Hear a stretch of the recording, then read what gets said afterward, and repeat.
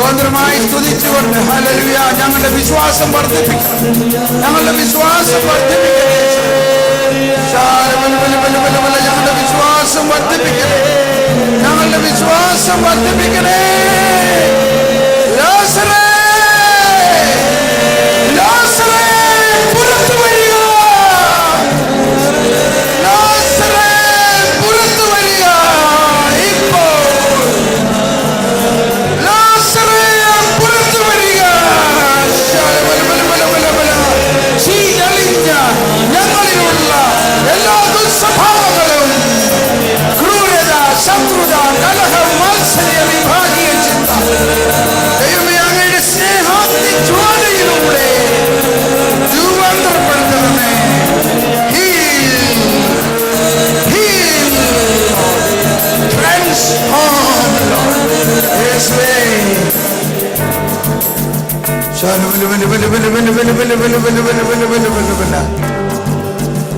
ഈശോ വിശ്വാസം വർദ്ധിപ്പിക്കാനാണ് ആഗ്രഹിക്കുന്നത്.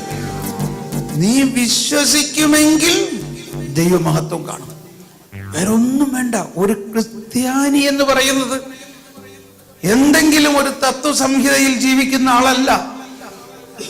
പത്രോസേ, നീ പാറയാവുന്നു. അബ്രാഹത്തിന്റെ പാറ യേശുവാകുന്ന വിശ്വാസമാണ്. ആ വിശ്വാസത്തിൽ അടിയുറയ്ക്കുമ്പോൾ നീതിമാൻ വിശ്വാസം മൂലം ജീവിക്കുന്നു. സ്ത്രീയെ, നിന്റെ വിശ്വാസം പോലെ നിനക്ക് സംഭവിക്കട്ടെ. അതാണ് നമ്മുടെ അടിസ്ഥാനം. നീ എന്ത് ആഗ്രഹിക്കുന്നുവോ അത് നിനക്ക് ലഭിക്കും, നീ വിശ്വസിക്കുമെങ്കിൽ. വിശ്വസിക്കുക. നമ്മുടെ വിശ്വാസം വർദ്ധിക്കാൻ ആണ് കർത്താവ് പറഞ്ഞത്. വിശ്വാസികൾക്ക് ഈ അടയാളമുണ്ടാകും. അവർ രോഗികളുടെ മേൽ കൈവയ്ക്കുമ്പോൾ രോഗം സൗഖ്യമാകും. വിശ്വാസിയുടെ അടയാളമാണ്. രോഗസൗഖ്യപ്പെടുത്തുന്നതിന് വേണ്ടിയല്ല, വിശ്വാസത്തിന്റെ അടയാളം ഉണ്ടാക്കുന്നതിന്, വിശ്വാസം പ്രസരിപ്പിക്കുന്നതിന്. ഇപ്പൊ നമുക്കത് കാണാം. ആരെങ്കിലും ഒരാൾ ഇപ്പോ ശരീരത്തിൽ കഴുത്തിനോ കൈക്കോ നടുവിനോ വേദനയുള്ള ഒരാൾ മുന്നോട്ട് വരിക, കർത്താവ് ഇപ്പോൾ സൗഖ്യപ്പെടുത്തുന്നു. എവിടെ? ശരീരത്തിന്റെ ഏതെങ്കിലും ഭാഗത്ത് വേദനയുള്ള ഒരാൾ മുന്നോട്ട് വരിക. Please come. അച്ഛനും ഈശോനെ ഇവിടെ താണു വണങ്ങ്. കർത്താവ് ഈ മകളെ അനുഗ്രഹിക്കണേ. ഇങ്ങോട്ട് പോയ എവിടെയാ വേദന? ഫൈബ്രോമയാൾജിയ എന്ന് പറഞ്ഞൊരു അസുഖമാണ്. കൈക്ക് കഴുത്ത് മുതൽ കാല് വരെ എല്ലായിടത്തും വേദനയുണ്ട്. ഇപ്പൊ വേദനയുണ്ട്. You can feel it. Yes. Okay, ഈശോനെ നോക്കി, ഈശോനെ നോക്കി നീ അച്ഛോ. ഇതാ, ഒരു minute. Do you believe Jesus will heal you now? Yes. നിങ്ങൾ എത്ര പേര് വിശ്വസിക്കുന്നു ഇപ്പോ ഈ മകളെ കർത്താവ് സുഖപ്പെടുത്തും എന്ന് വിശ്വസിക്കുന്നവർ ഒന്ന് കരമുയർത്തുക. That's your faith. Okay, there you go. Continue to keep that hand up and pray. In the name of Jesus. ഇപ്പോൾ യേശുവേ, വിശ്വാസത്തിന് അടയാളമായിട്ട് ഞങ്ങളുടെ വിശ്വാസം വർദ്ധിപ്പിക്കുന്നു. വിശ്വസിക്കുമെങ്കിൽ നീ ദൈവമഹത്വം കാണും. ഇപ്പോൾ in the name of Jesus, heal her, Lord. ഇപ്പോൾ in the name of Jesus, heal her. All blood vessels, tissues, bones and muscles come back to normal healthy condition and be healed. യേശുവിന്റെ നാമത്തിൽ രക്തധമനികൾ, മാംസപേശികൾ പൂർണ്ണ സൗഖ്യം ഉണ്ടാകട്ടെ ഇപ്പോൾ. In the name of Jesus, in the name of Jesus, I command all evil afflictions troubling her to leave now. In the name of Jesus, increase our faith, Lord. Increase our faith.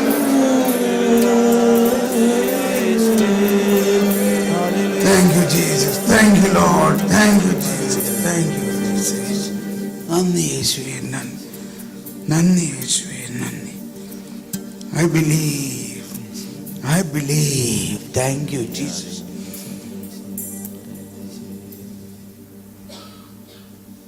Thank you, Jesus. Yes, Lord, I thank you.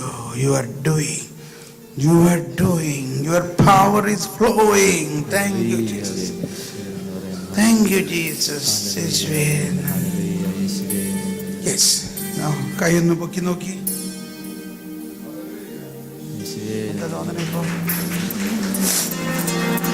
Jesus heal me. Jesus heal me. Praise the Lord. യേശു എന്നെ സുഖപ്പെടുത്തി. Praise the Lord. ഇതാണ് നമുക്കുള്ള അടയാളം. നമ്മളൊരു വിശ്വാസിക്ക് കർത്താവ് തന്നിരിക്കുന്ന അടയാളമാണ്.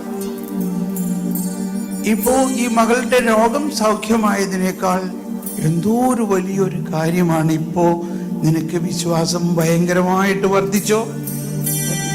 വർദ്ധിച്ചു.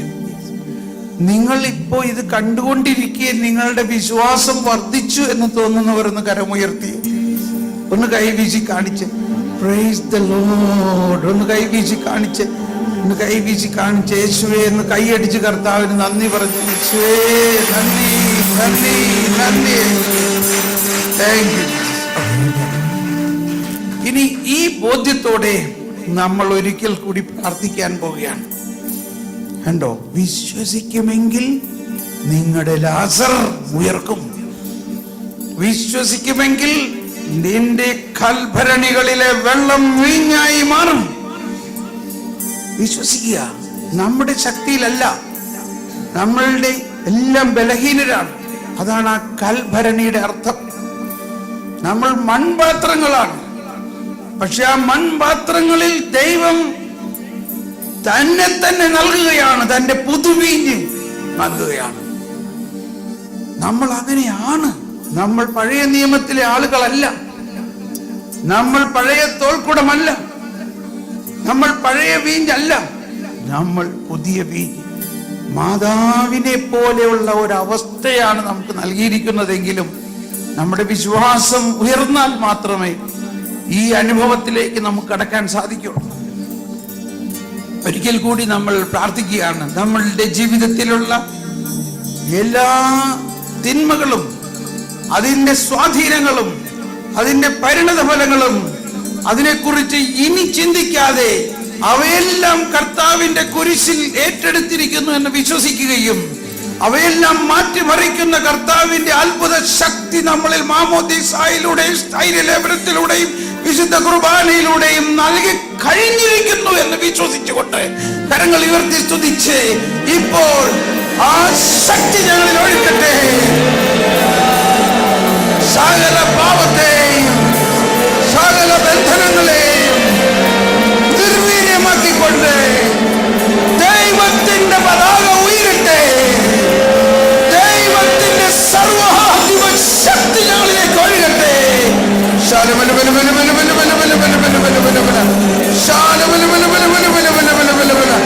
സകല രോഗങ്ങളും സൗഖ്യമാകട്ടെ. സകല രോഗങ്ങളും സൗഖ്യമാകട്ടെ. എല്ലാ രോഗങ്ങളും സൗഖ്യമാകട്ടെ.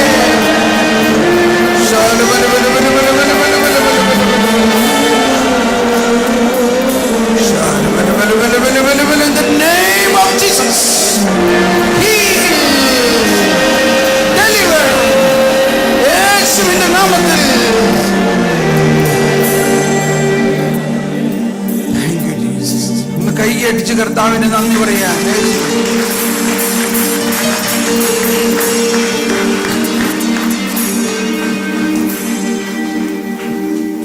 ഇരിക്കാം. Please be seated. പെട്ടെന്ന് ആരെങ്കിലും ഒരാൾക്ക് ഒന്ന് രണ്ടു പേർക്കൊന്ന് വന്ന് നിങ്ങൾ ഇന്ന് കിട്ടിയ ഈ ഉച്ചയ്ക്ക് ശേഷമുണ്ടായ ഉൾക്കാഴ്ച അനുഭവം പങ്കുവെക്കാൻ ആർക്കോ തോന്നുന്നുണ്ട്? Please come.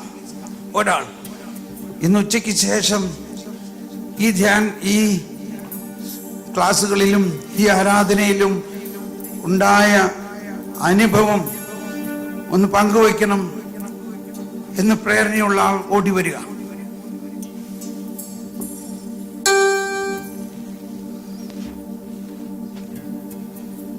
ധൈര്യമായി വരിക. നീ വിശ്വസിക്കുമെങ്കിൽ ദൈവമഹത്വം കാണും.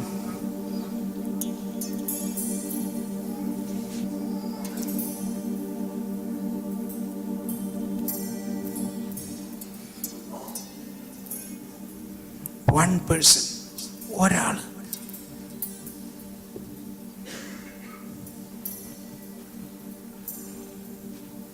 Please come. സൂക്ഷിക്കണേ. Careful, careful.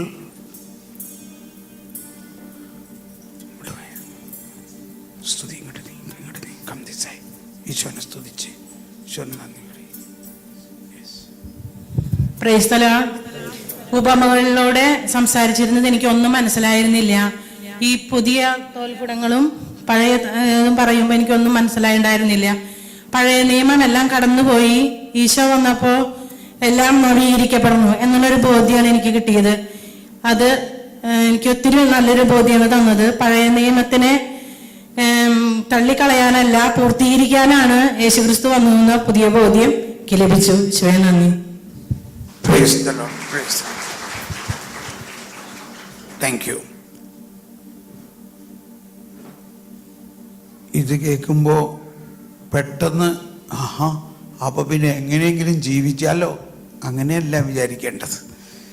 അപ്പൊ ഇനി നിയമമൊന്നും വേണ്ടെന്നോ? അതുമല്ല. യേശുവിൻ്റെ കൃപയിലൂടെ നിയമത്തിൻ്റെ ശിക്ഷയിൽ നിന്നും നമ്മളെ യേശു പരിഹാരം ചെയ്ത് കൃപ കൊണ്ട് നിറച്ചിരിക്കുന്നു. ആ കൃപ നിറഞ്ഞതിൻ്റെ ഒരു മോഡലാണ് പരിശുദ്ധ അമ്മ. ആ പരിശുദ്ധ അമ്മ എങ്ങനെ ജീവിക്കണോ അങ്ങനെ കൃപയിൽ നിറഞ്ഞ് വിശുദ്ധിയിൽ ജീവിക്കാൻ നമുക്ക് ഈ പുതുവീഞ്ഞിലൂടെ സാധിക്കുകയുള്ളൂ. Price the Lord.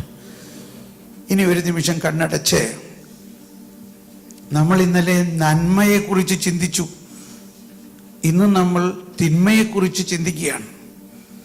നമ്മുടെ ജീവിതത്തിൽ വിവാഹത്തിൻ്റെ ആദ്യ രാത്രി മുതൽ നമുക്കുണ്ടായിരിക്കാവുന്ന, നമ്മുടെ ദാമ്പത്യ ജീവിതത്തിൽ ഉണ്ടായിരിക്കാവുന്ന വേദനിക്കപ്പെട്ട അനുഭവങ്ങളെ ഒന്ന് മനസ്സിലേക്ക് കൊണ്ടുവരാം.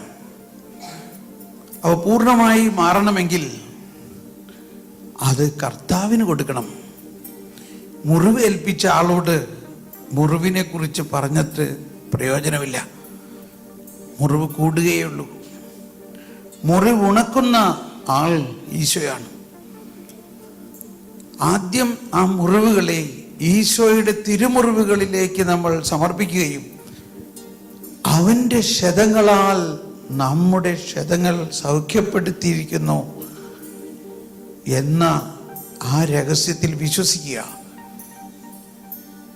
നമ്മൾ അനുഭവിച്ച ഏറ്റവും വലിയ ഒരു വേദന, ഒരു മുറിവ് ഈശോയുടെ മുറിവിലേക്ക് സമർപ്പിക്കുക. മാതാവിൻ്റെ മുറിവിലേക്ക് സമർപ്പിക്കുക. മാതാവ് അനുഭവിച്ച വേദനയിലേക്ക് സമർപ്പിക്കുക. ഒരു കുടുംബത്തിൻ്റെ പശ്ചാത്തലം തന്നെയാണ് അവിടെ. മാതാവും മകനും. സ്വന്തം മകനെ തൻ്റെ മുമ്പിൽ വെച്ച് തന്നെ കൊല്ലുന്നത് കണ്ടു നിൽക്കാനുള്ള കരുത്ത്, അതാണ് വിശ്വാസത്തിൻ്റെ ശക്തി, കരുത്ത്. നമ്മുടെ ജീവിതത്തിൽ ഉണ്ടാകുന്ന ഏറ്റവും ഭയാനകമായ സംഭവങ്ങളും ദൈവം അറിഞ്ഞിട്ട് തന്നെയാണ് സംഭവിക്കുന്നത്. അത് ദൈവകരങ്ങളിൽ നിന്നും വാങ്ങുകയും ദൈവത്തിന് തന്നെ കൊടുക്കുകയും ചെയ്യണം. നമ്മൾ അനുഭവിച്ച ഏറ്റവും വേദനിച്ച ഒരു കാര്യത്തെ ഇപ്പോൾ ആദ്യം ഈശോയ്ക്ക് കൊടുത്തുകൊണ്ട് ആ സാഹചര്യത്തിൽ ഈശോ സൗഖ്യപ്പെടുത്തട്ടെ. നമ്മുടെ മുറിവിനെ സൗഖ്യപ്പെടുത്തട്ടെ. നമ്മളെ മുറിവ് തന്ന ആളെ സൗഖ്യപ്പെടുത്തട്ടെ. ഇനി ആ വ്യക്തിയോട് ക്ഷമിക്കുക. ഈശോയെ, അങ്ങ് കുരിശിൽ കിടന്ന് തന്നെ മുറിവേൽപ്പിച്ചവരോടെല്ലാം ക്ഷമിച്ചു. പിതാവേ, അവരോട് ക്ഷമിക്കണേ, അവർ ചെയ്യുന്നത് എന്തെന്നവരറിയുന്നില്ല. ഈശോയുടെ കൈകാലുകൾ തുളച്ച് ആ വചനം പൂർത്തിയാക്കാൻ വേണ്ടി ഇതാവശ്യമായിരുന്നു. അവരോട് ക്ഷമിക്കണേ. അടിച്ചവർക്ക് മുതുകും താടിമീശ പറിച്ചവർക്ക് കവിളുകളും അവൻ കാണിച്ചു കൊടുക്കും എന്ന വചനം പൂർത്തിയാകട്ടെ. അതിനാരെങ്കിലും അടിക്കണ്ടേ? താടിമീശ പറിക്കണ്ടേ? അതെല്ലാം പൂർത്തിയായിരിക്കുന്നു. എല്ലാം പൂർത്തിയായിരിക്കുന്നു. പിതാവേ, അവരോട് ക്ഷമിക്കണേ. ഈശോയെ, ഇതുപോലെ എൻ്റെ ജീവിതത്തിൽ അനുഭവിച്ചിട്ടുള്ള എല്ലാ സഹനങ്ങളും, എല്ലാ വേദനകളും ആരിലൂടെ ആയാലും, പ്രത്യേകിച്ച് എൻ്റെ ജീവിത പങ്കാളിയിലൂടെ, മറ്റാരിലൂടെ ആയിരുന്നാലും എനിക്ക് സഹിക്കാമായിരുന്നു. അതാണ് സങ്കീർത്തനത്തിൽ പറയുന്നത് ഈശോയുടെ സഹനത്തെക്കുറിച്ച്. ശത്രുവല്ല എന്നോട് ധിക്കാരപൂർവം പെരുമാറുന്നത്, ആയിരുന്നെങ്കിൽ എനിക്ക് അകന്നിരിക്കാമായിരുന്നു.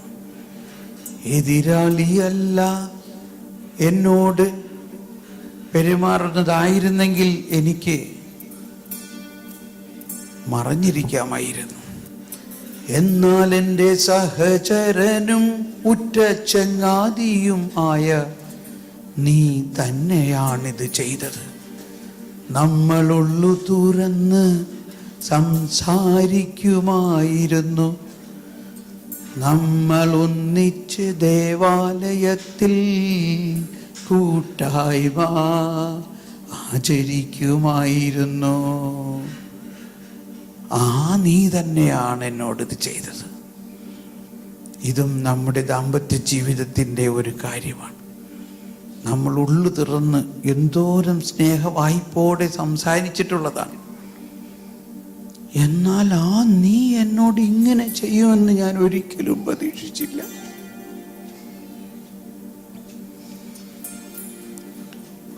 ഈശോയെ, അങ്ങ് അനുഭവിച്ച ആ തിരസ്കരണം, അങ്ങ് അനുഭവിച്ച ആ വഞ്ചന ഞാനും അനുഭവിച്ചിട്ടുണ്ട്. ഈശോയെ,